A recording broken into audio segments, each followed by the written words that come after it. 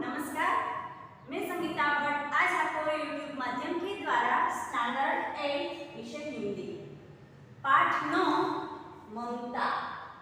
आज हम ममता जयशंकर प्रसाद द्वारा जो रचयिता जो है वह जयशंकर प्रसाद जी है, उसने ममता जो पाठ लिखा है, उनके जो लेखक है उसने ममता नामक स्त्री का एक सुंदर वर्णन किया है।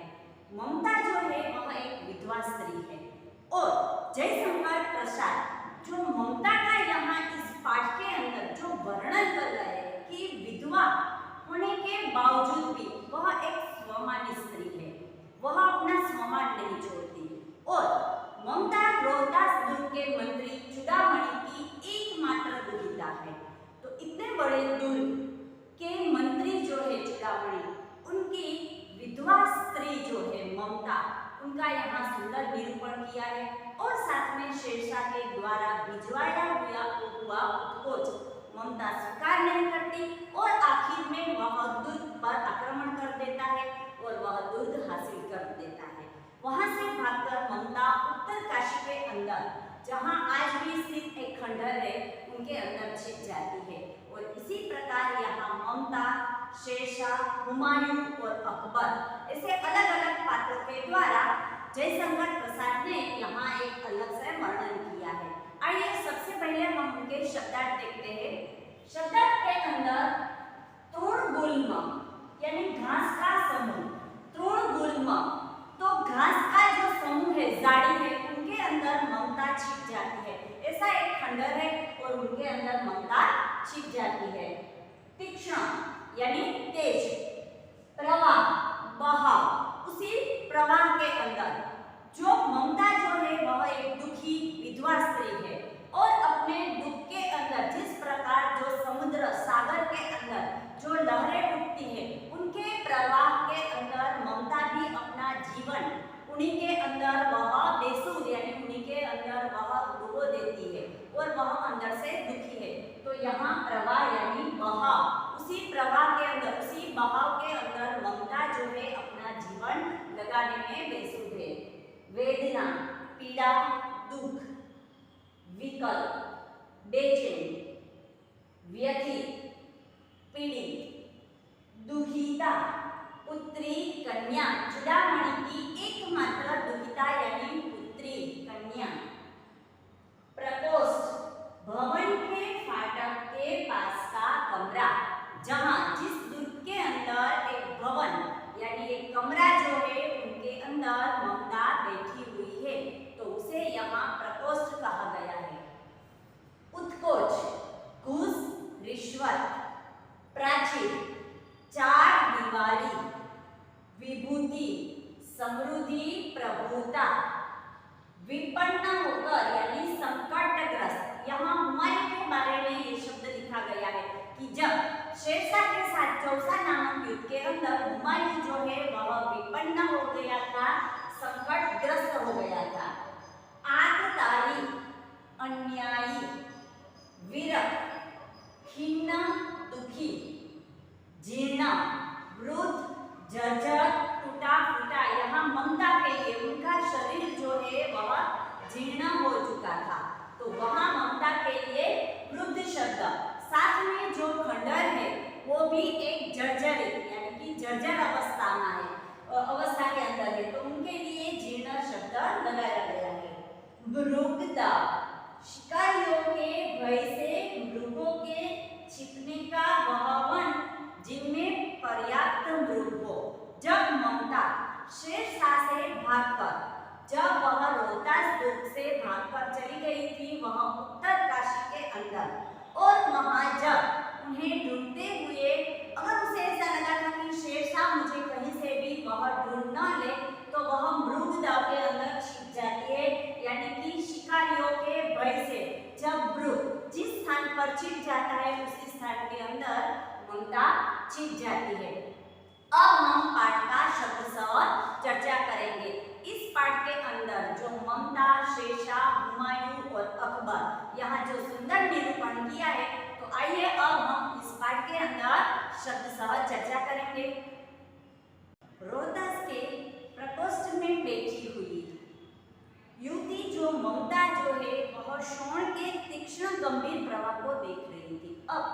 अपने रोहतास दूत के जो कमरे के अंदर बैठी, प्रकोष्ठ यानी कमरे के अंदर बैठी, वह जो शोण के जो तीक्ष्ण प्रवाह थे उनको वह देख रही थी और मन में वेदना, मस्तक में आंधी और आंखों में पानी की बरसात लिए हुए वह एक विकल थी, यानी एकदम दुखी थी, क्योंकि वह विधवा थी। ऊपर से वह अपने पिता के यहाँ, उसे इतने वर्षों के बाद अपने पिता के यहाँ रहने के लिए उसे आना पड़ा, तो वह सबसे बड़े दुख की बात। हर एक स्त्री के मन में यह दुख तो रहता ही है कि एक बार उनका विवाह हो जाने के बाद फिर से अपने पिता के यहाँ रहने के लिए आना, वह दुख की बात थी।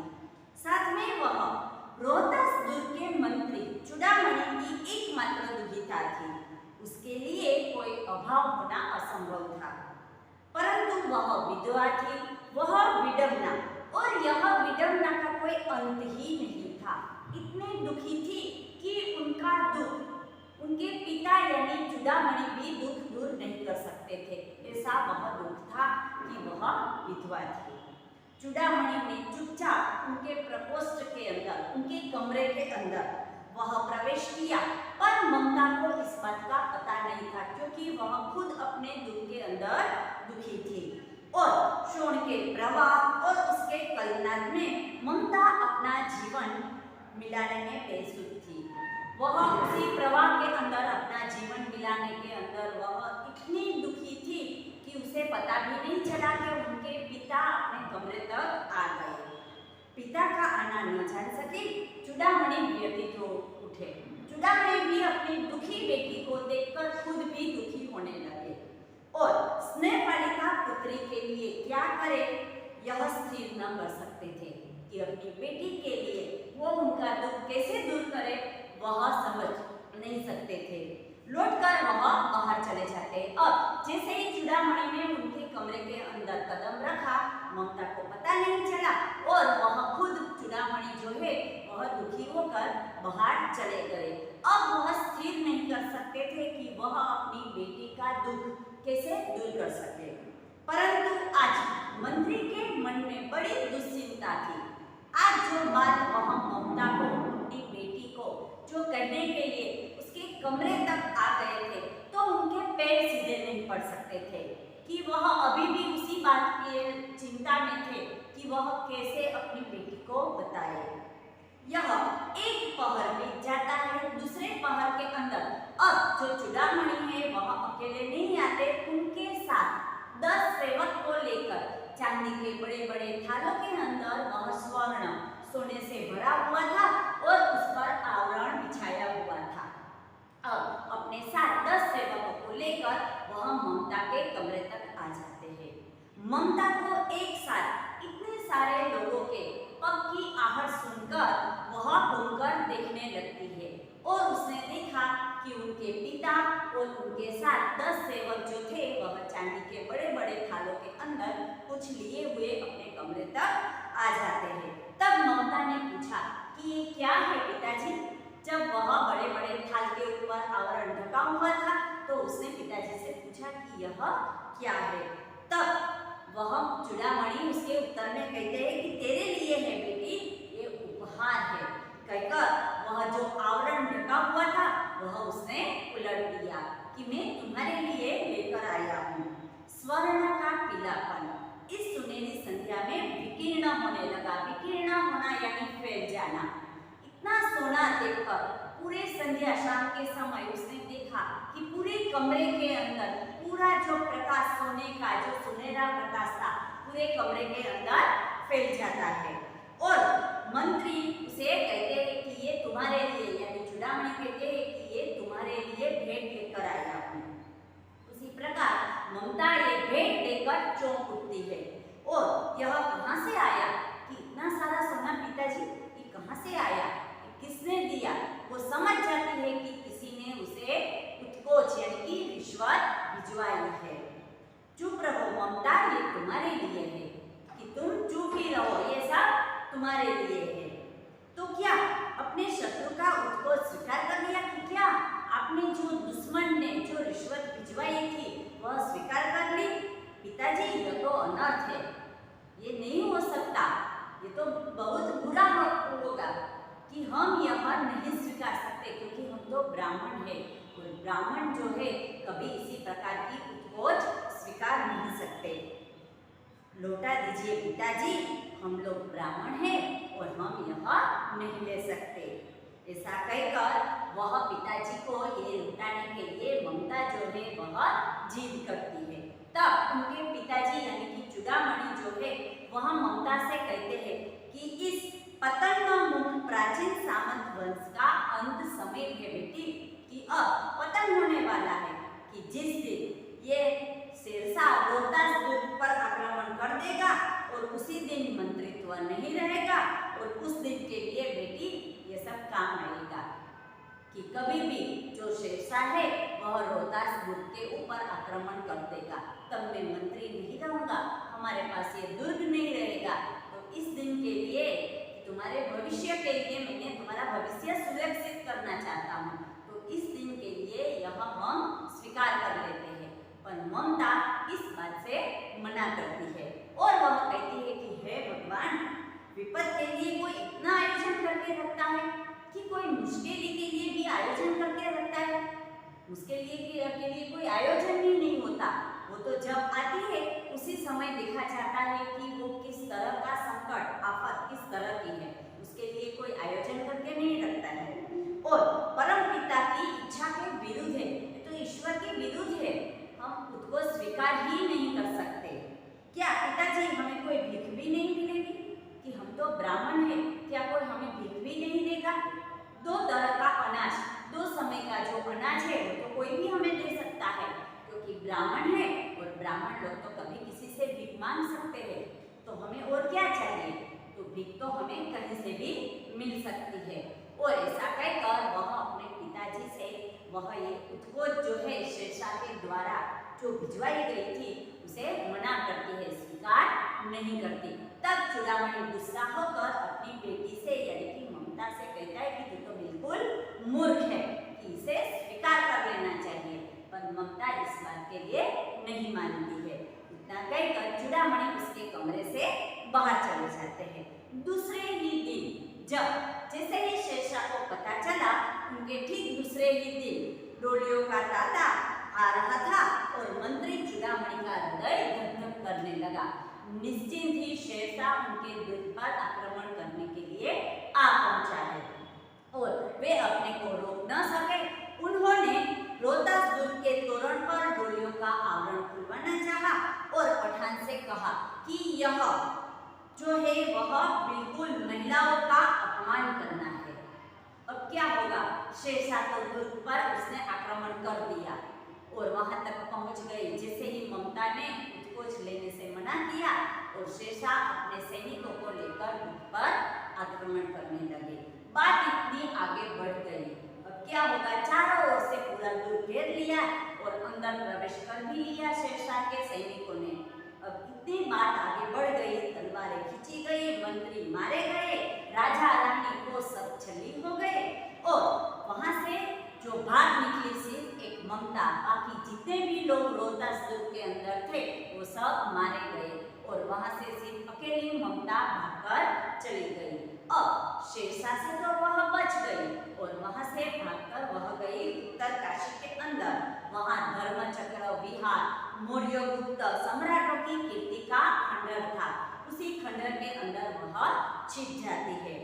खंडित शिखरों वाला भवन तृण गुल्म से ढके हुए यानी झाड़ी घास फूस पेड़ पौधे उससे वह खंडर ढका हुआ था और ईंटों के ढेर में बिखरी हुई भारती की शिल्प विभूति ग्रीष्म की चंद्रिका में स्वयं को शीतल कर रही थी। पूरी तरह से खंडित हो चुका था वह खंडर और उसके अंदर ममता छिप जाती है। जहाँ गौतम बुद्ध का उपदेश करने के लिए पंचवर्गीय भिक्षु और वहाँ मिले हुए थे और स्तूप के भग्नावशेष के मलिन छाया में एक झोपड़ी के दीपालोक के अंदर एक स्त्री पाठ कर रही थी। अब अपनी झोपड़ी के अंदर बैठी हुई छोटे से दिए के अंदर वह इतना ही प्रकाश, उस खंडर के अंदर एक छोटा सा दिया और उसके प्रकाश के अंदर वह एक संस्कृत का पाठ कर रही स्त्री बैठी हुई थी और वह थी ममता, जो देखकर वह छिप गई थी। अब अपना संस्कृत का कुछ पाठ कर रही थी, तभी पाठ अचानक रुक जाता है और उसके सामने एक आकृति, एक व्यक्ति आकर खड़ा हो जाता है।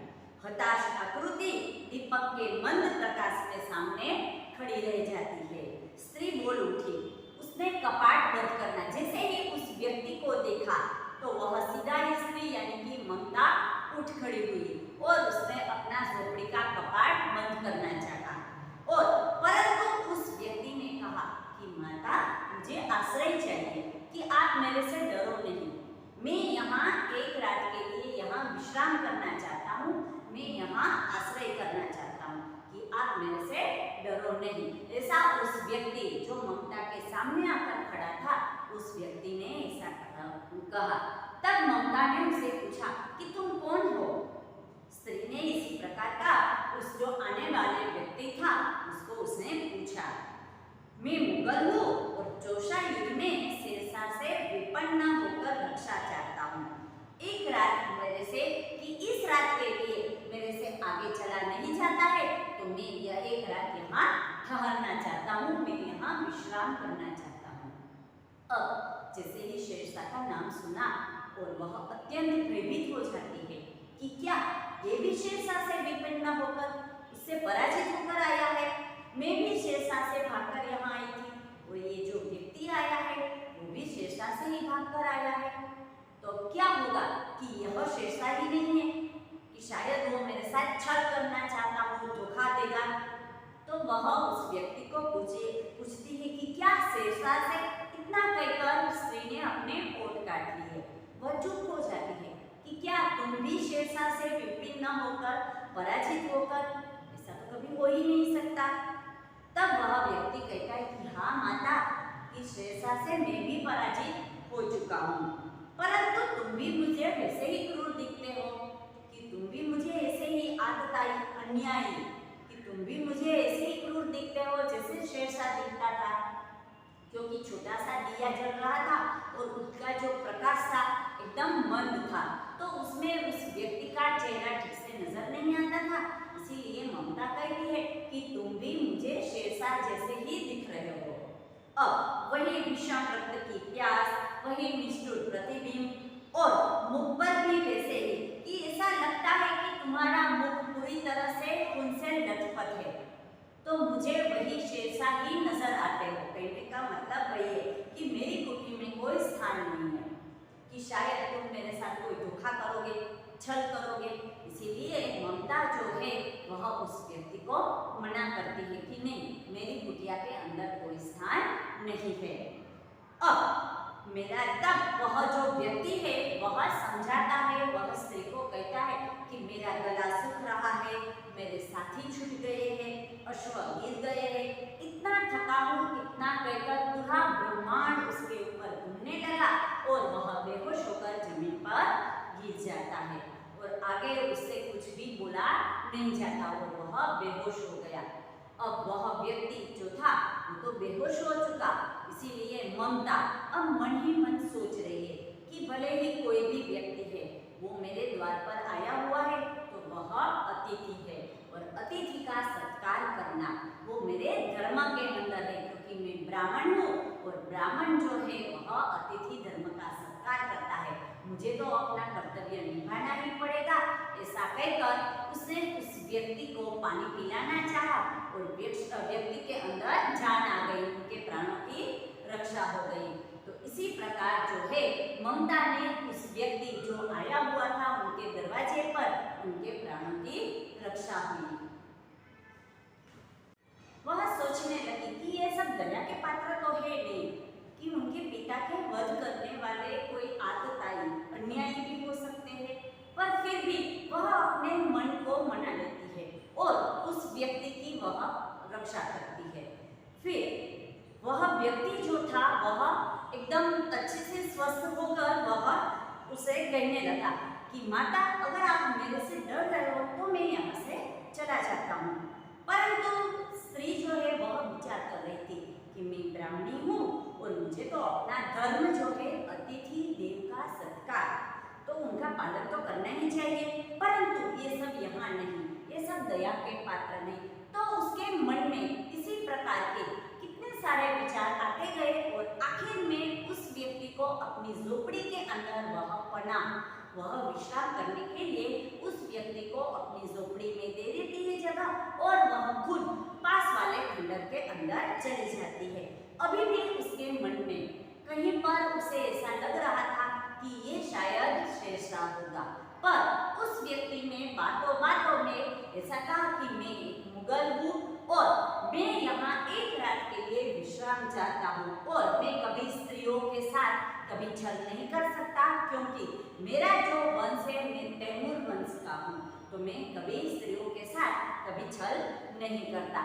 इसी प्रकार वह खुद ममता की झोपड़ी के अंदर वो व्यक्ति जो है वह वहाँ रहता है और ममता जो है वह पास वाले खंडर के अंदर वह छिप जाती है। जैसे ही दूसरे दिन प्रभात यानी कि सुबह हुआ तो वह खंडर की संधि के अंदर यानी कि खिड़की में से वह देखती है और कितने सारे सैकड़ों अश्वारोही वहां उस खंडर के आसपास पूरी तरह से वह खंडर को घेर लिया था और वह खुद ममता अपनी मूर्खता पर वह कहने लगी कि मैंने खुद अपने सामने स्वयं मैंने अपनी मूर्खता अपने दुश्मन को अपने घर के अंदर अपनी झोपड़ी में पनाह दे दी, तो वह अपनी मूर्खता को कोस रही थी।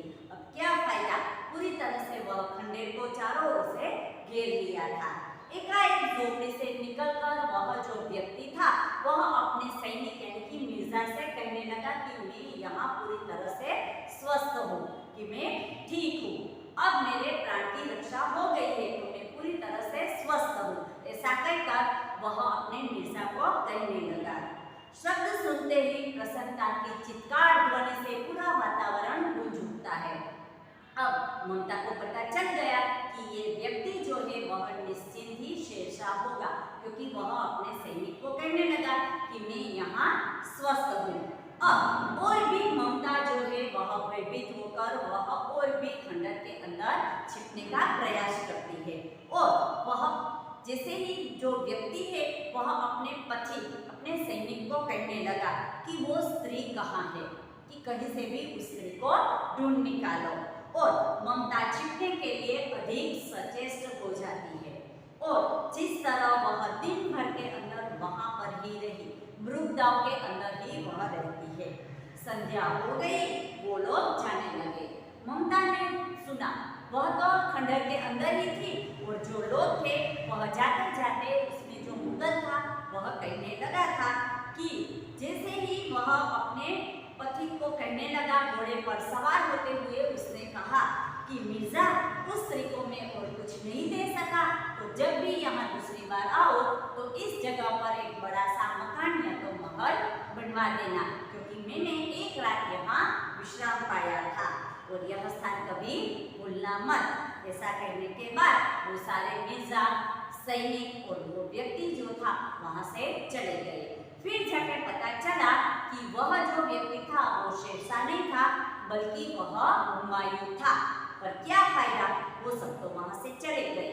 अब जो ममता जो है वह अपने खंडर से बाहर निकल गई है। अब कोई डर नहीं था, कोई व्यक्ति वहां नहीं था, कोई सैनिक नहीं, कोई मिर्जा नहीं, कोई मुगल नहीं, तो फिर से वह अपनी झोपड़ी के अंदर रहने के लिए आ जाती है। अब ये तो ममता युवान थी तब की बात। यहाँ एक दूसरा प्रश्न दिया गया है। अब चौसा के मुगल युद्ध के वर्षों बीत गए। अब जब दूसरा युद्ध हुआ तब की बात है और ममता उसी दिनों को याद करते हुए ममता अब 70 वर्ष की वृद्धा हो गई। 70 इयर्स की अब वृद्धा हो चुकी थी। अब उनका युवानी का जो समय था वो निकल चुका था। उसी खंडर के अंदर वह अपना जीवन मिलाने में एकदम उसी के अंदर ही वह जी रही थी। अब वह मरने की घड़ी उनकी नजदीक आ गई थी। वो 70 वर्ष की वृद्धा हो चुकी थी। एक दिन वह अपनी झोपड़ी में पड़ी थी और शीतकाल का प्रभाव था। उसका जीर्ण कंकाल, उनका शरीर पूरी तरह से वृद्ध हो चुका था। आंखों से दिखाई नहीं दे रहा था, कानों से सुनाई नहीं दे रहा था और गांव की जो स्त्रियां जो थी वह उसी के अंदर उनकी सेवा में 2-4 जो स्त्रियां थी वह लगी हुई थी, क्योंकि ममता की जो मरने की घड़ी थी वह नजदीक आ रही थी। और ममता ने थोड़ा जल पीना चाहा तो एक व्यक्ति यानी कि एक स्त्री ने उसे सीपी से जल पीना चाहा, एक स्त्री ने उसे पिलाया।